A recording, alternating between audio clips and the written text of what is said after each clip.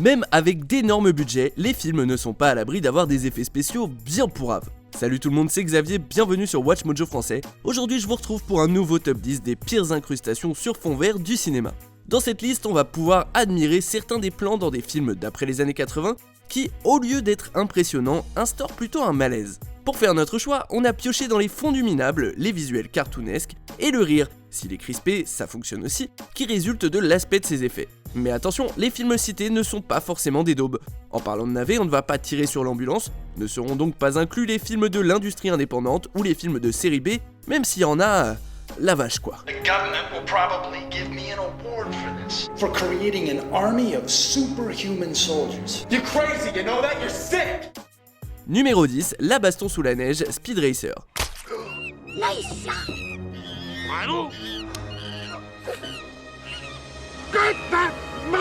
Speed Racer et compagnie se retrouvent confrontés à une bande de voyous. Le fond est rendu très visible par le rythme accéléré du combat, et du coup les mouvements de la caméra donnent l'impression de voir des photos mal foutues. L'absence de focus naturel et d'interaction entre les acteurs et leur environnement ne fait qu'empirer une immersion déjà difficile à cause des effets. Pourtant Speed Racer est une comédie qui se défend, mais la chorégraphie loufoque le fait passer d'hommage marrant à film douloureux pour les yeux. Looks like another change of plan.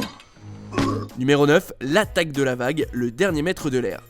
Maître des 4 éléments, le jeune Aang cherche à vaincre la Nation du Feu et à rétablir la paix dans le monde. Donc, quand la susmentionnée Nation du Feu raboule son armada de bateaux, en toute logique, il crée une immense vague pour les repousser.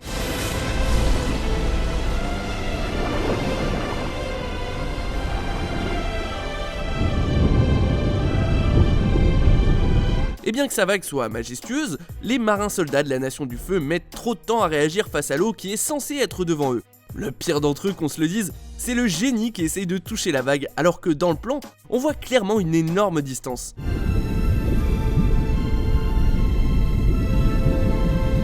La perspective fait du mal à cette scène, et vu tout ce qui ne va pas dans le dernier mètre de l'air, c'est pas du propre de finir le film comme ça.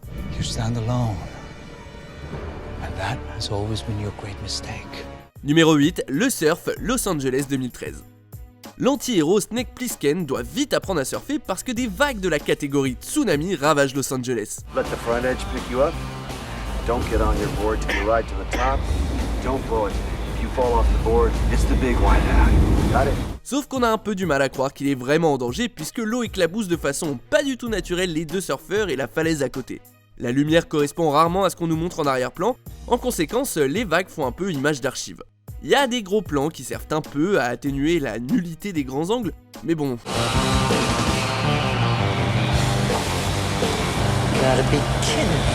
Si on rajoute que Snake a l'air de s'en battre l'œil d'avoir l'équilibre, le tsunami a plus un côté gag visuel que moment épique.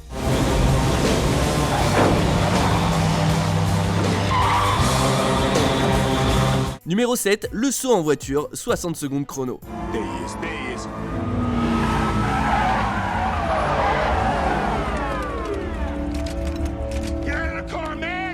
Quand l'ancien détenu Memphis se retrouve sur un pont engorgé à bord d'une Shelby volée, il met les gaz et fonce sur un camion de transport pour échapper à la police. Malgré tous les plans crédibles présents dans le film, la voiture en image de synthèse qu'ils ont créée pour cette scène de voiture volante ne parvient pas à être réaliste. Les grimaces pour le moins étranges de Nicolas Cage ou encore le fait que la voiture rebondisse subtilement sur une ambulance mettent en lumière l'utilisation ratée d'effets spéciaux.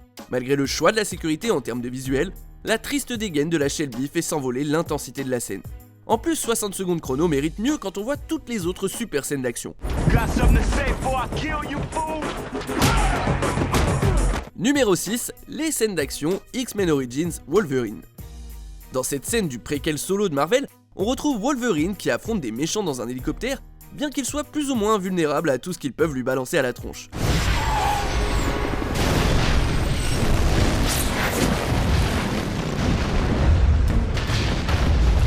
Des missiles sont tirés depuis l'hélico, mais Hugh Jackman ne semble même pas être dans le rayon de l'explosion, merci le fond vert chelou du film.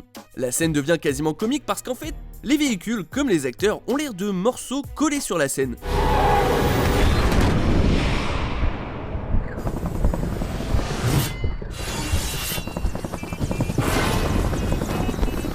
Même lors de la baston entre Wolverine et Deadpool un peu plus tard, on a l'impression qu'il n'y a pas de plateau de tournage du tout. Tous ces effets spéciaux sans éclat, Ça me rend triste de voir Wolverine être traité de la sorte. It was never real, my friend.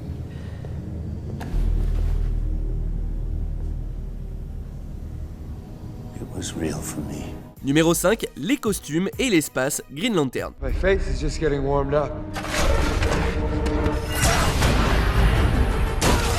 Tandis que certains plans sont franchement réussis ou au moins crédibles dans l'exagération pour un super-héros, le mélange de costumes numériques et de paysages cosmiques dans Green Lantern donne quelque chose de maladroit. Par exemple, pendant qu'Hal apprend à maîtriser ses pouvoirs, on dirait parfois que le visage de Ryan Reynolds est découpé et collé dans la scène. Le pire cela dit, ça reste quand Jordan affronte Parallax.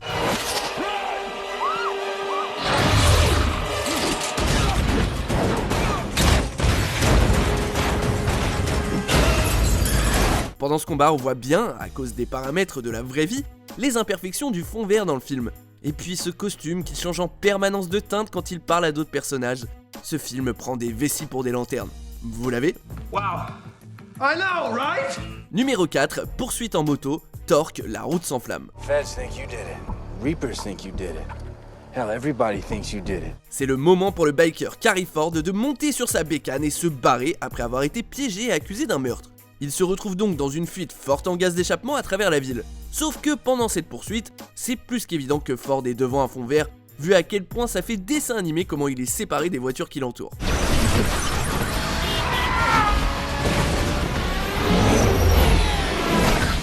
Parfois il va si vite qu'on a l'impression de voir des images ou des photos de motos incrustées sur des plans de rue.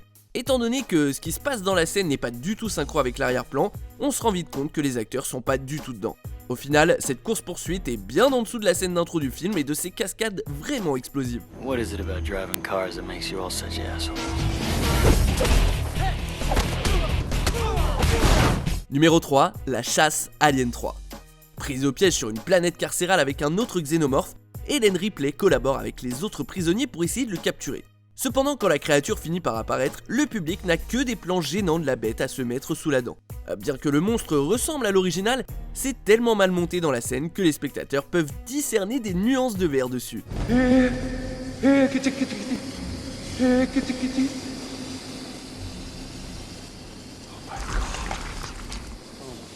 Le xénomorphe a particulièrement mauvaise allure quand il court à cause de la façon dont les effets spéciaux interagissent avec le béton de la prison.